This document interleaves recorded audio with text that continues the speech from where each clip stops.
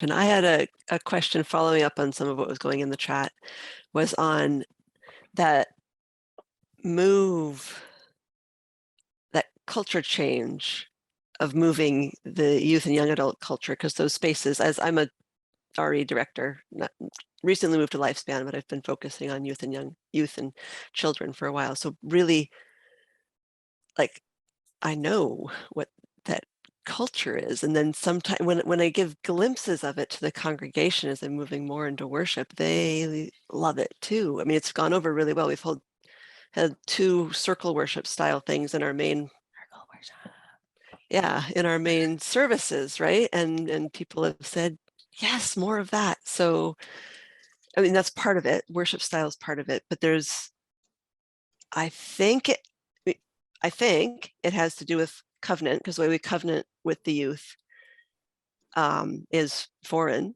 has been foreign to our adult population. And I'm trying to move that in to them. And then, I mean, there's little, it seems little, but it's not, which is even in our children's group, we introduce with names and invite people to state their pronouns, it's just a part of what we're doing, right? And is it incremental? Is it pushing, like moving more of those ways of being in groups and small groups and worship? Or is there something like, because then when you get to be, I get to be a young adult, wasn't a young adult anymore, I became a religious educator. So I'm still in that. Yeah. I'm still in that. It's a really culture, right? good question. I think we really have to question everything. And we have to question the cultural underpinnings of everything. Like one of the things that came up in just the preparation for this meeting was Robert's Rules of Order. Mm-hmm. What the hell? Why? Right. Talk about antithetical, not only to, UUism, but certainly to youth culture. We when I was in youth culture and what was YRUU at the time, we did consensus-based decision making, and it sucked. Consensus sucks, right? And there are ways in which that cannot go well, but it could not be more different from Robert's Rules of Order. So when you think about, I feel like that's a great analogy of like everything in terms of the culture clash between the folks who are raised UU and the folks who are converts, for lack of a better word, older adults. And I guess my question, like you said, question everything. Why do youth and young adults bridge into instead of merge with, right? Like you're talking about the fact that there is a solid, consistent place that is waiting statically for these folks to mature to join. Yep. Right. That's already a problem, right? That's already a frame that is working against what you're asking for and what all of us want, right? And so questioning even the language and the underpinnings of all of that becomes a thing. Like one of the things we've talked about a lot is the fact that there's not a lot of conversation about the clash of converts from folks who are raised in the religion, right? Because converts, were I to join a UU church, I'd be a convert coming with an immense amount of religious trauma. Most of the time. Well, I would be coming with an immense amount. Right?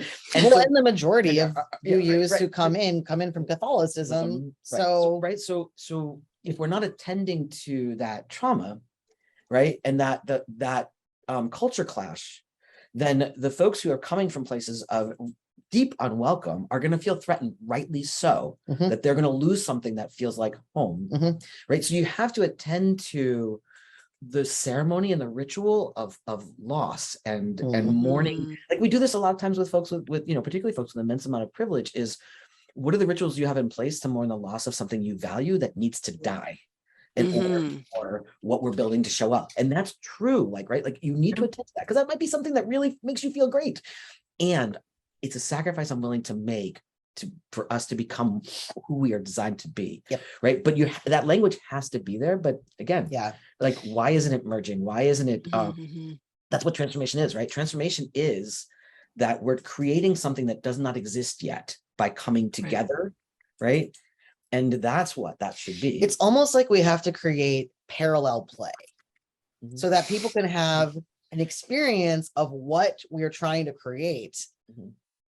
So that they can be like, oh, that is great. As opposed to, and it's great to have like 2 circle worships a year. But what if there was circle worship every Friday night?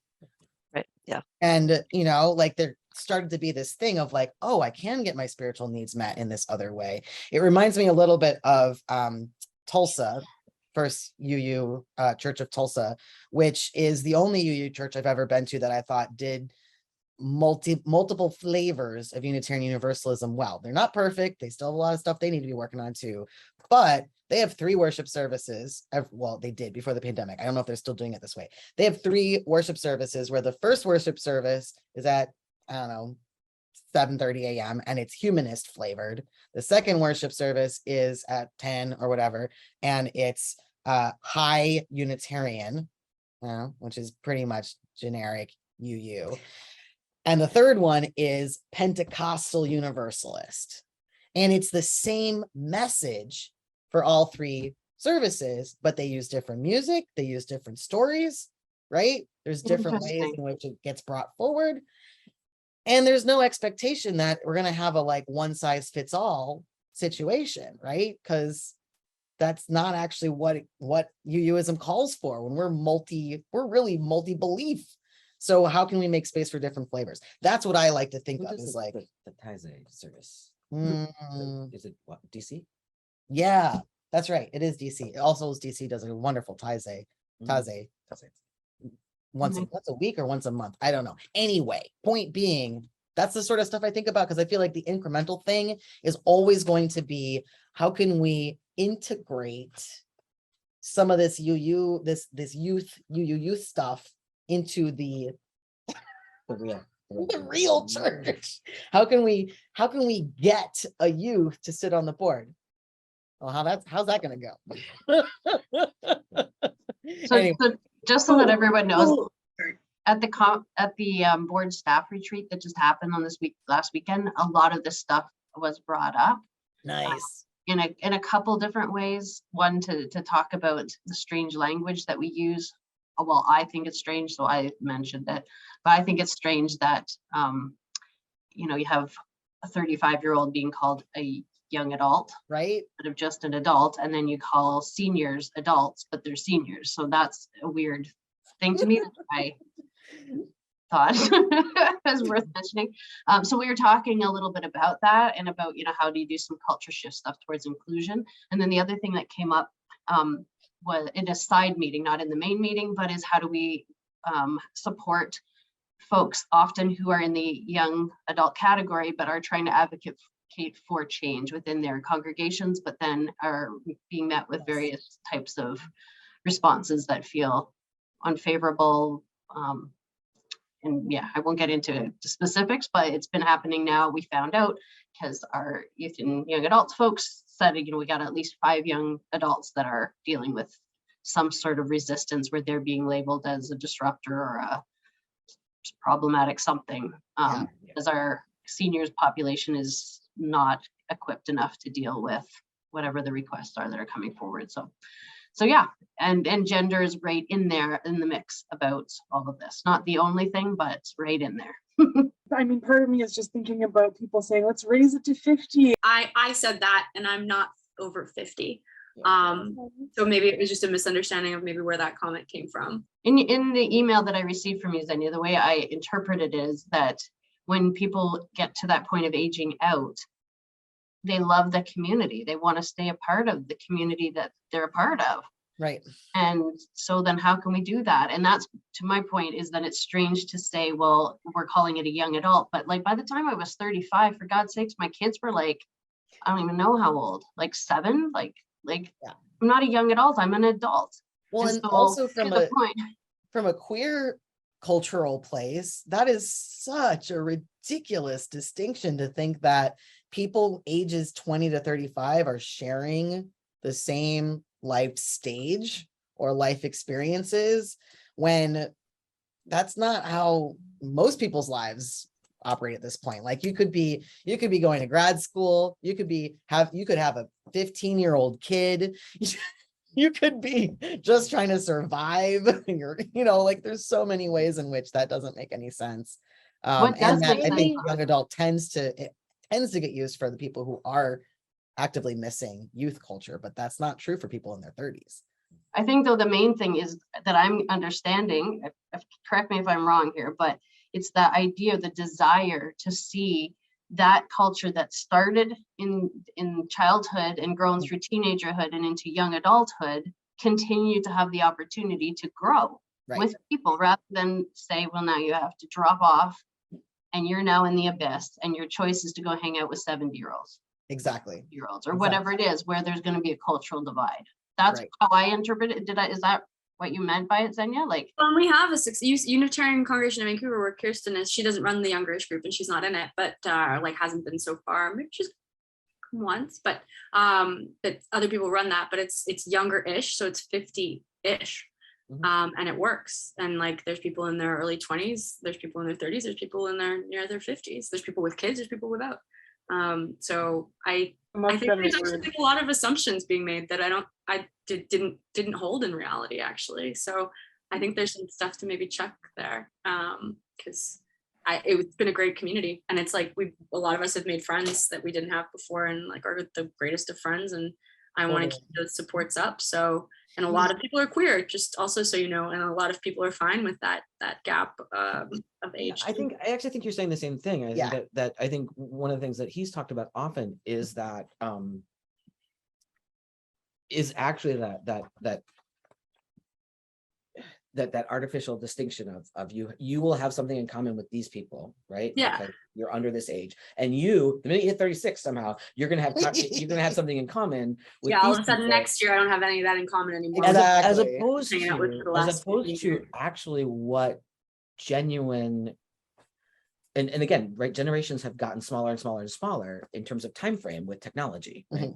So generations used to be 25 years and they're no longer 25 years, and because of the ways that technology changes. So this actual what lived community looks like from an intergenerational place, the boundaries are really fluid, and they should be fluid, Yeah. right? And I think that the more that space can be wider, but Yeah. understanding that it there's caucuses, right? And I think that's to Yeah. me is the difference, right? I think having a caucus of like, these people are all graduating from high school. I'm not graduating from high school this year. I shouldn't be in their caucus group. Right. But if they want to talk to people about what it was like to graduate high school in a variety of years, Right. I'm happy to show up to that combo, right? Same with university. Some people may not go to university, but like a bunch of people might be deciding whether to go to university and they want to have that conversation. I'm happy to show up. They want to have the conversation with only other people who are deciding to go to university, right? Like I think being more behavioral and identity caucus focused, and then also Totally. having these more permeable communities. Like I think that to me is where, and I've loved that about these forums. I think it's like, this is one of the few places I've seen caucuses used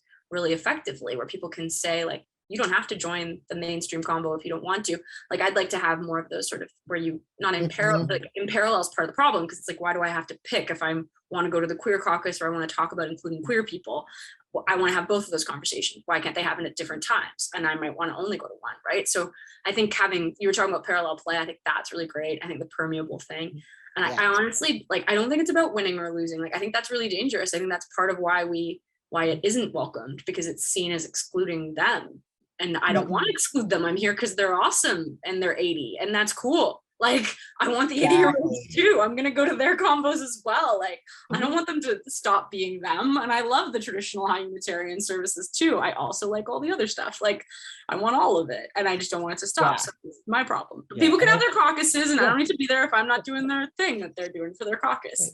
And I think, like the flip side of that is there's so much harm that happens when we're told that at certain points of our lives, we should have had certain experiences, right? That's all I was saying. And so for me, right, as somebody who, I acquired HIV in my late 20s, right? And by the time I was in my early 30s, I wasn't going to live to be 40. I just wasn't, right? That was medically not possible. I was already in an incredible amount of danger. And so my life, and then, right, my life looks radically different than most people my age, because I lost time in there of development, of being able to even think I was going to have a future. So there's that. And then I transitioned to my mid 30s, right? So I'm dating in my 30s in a way that a lot of folks are dating at 16, right? And I'm trying to navigate these things in ways that, who do I talk to, right? Because I feel like I don't, right? And so this idea that we all have it again, it's dominant culture, it's white supremacy, that we Right. all have the same Right. experiences at the same developmental stage. And Right. I feel a lot of shame sometimes about the fact that my life looks radically different than people my own age, Mhm. because of all of the barriers and obstacles and life experiences I've had, right? And it is oftentimes easier for me to talk to folks who are a little younger because our lives are maybe slightly similar in some ways, right? Or at least there's an openness to that as Mhm. opposed to set an expectation. Yeah. So you're right. I think Yeah, that's a lot of truth. absolutely. The only thing I was gonna say is just, Yeah. it feels like there are like at least two, probably more than two different dynamics even going on in this conversation of Yeah. like, we can't conflate Mhm. young adult with raised UU Mhm. wanting to regain the experience you had as a teenager. And I think that's part of the thing that I couldn't really articulate, that Mm. it's like we don't have enough young parents in our congregations either, because we're missing this entire middle, that you're speaking to, Xenia. So it's important to distinguish between those things of just, there's age and then there's cultural experience of Unitarian Universalism. And those are two different things that sometimes align, but not always. So I think, I mean, there's just so many thoughts and seeds sprouting, and the young adults, and what's valuable about that community, that needs to be an ongoing and larger conversation. I mean, Xenia, you're not the only one who has said, but I really value the things about that young adult community. So what is it about the things about in the young adult community that maybe we can build on when you get to be 40, right? I'm so excited that ageism is happening after this one. You couldn't have planned that better. I feel like everybody knows exactly what's happening and no one can make it stop. Yeah, That's kind of what I'm feeling like right now. that feels really real. Those are some wise words. It feels like that's sort of where a larger movement of Unitarian Universalism is right now, is like, we're in this place of reckoning. And it's honestly one of the things that's giving me hope, because there's been a long time where it was more like this. We're fine. We're fine. So the fact that we're in this place of reckoning, and that we have leaders like Vita, and Aaron and Amber, who are, drawing attention and having these conversations, it means that we have the potential to now create some change in a way that I don't think we could have a couple of decades ago, because there really wasn't the grappling that is currently happening, even though the grappling is hard and crummy and it's kind of uncomfortable. Yeah, well, and in particular, like the board, my impression of the board from this last weekend was that there's a lot of curiosity there. There Mhm. was some pretty good boldness. The what are they called? Yobs? Is that what they're called? Youth observers, we have actually 2 youth observers on the board. And Nice. they represented it, like big time. Like they spoke Yeah. out. They were very clear. They challenged people. Like you have Yvette on the board. Like there's a lot of people that are, Kirsten, who is just here. Like there's a lot of people who are curious and are wanting to find solutions and are not afraid to call things out, like just to look at it for what they are. So it is kind of an interesting time. So It is really, it brings me some hope.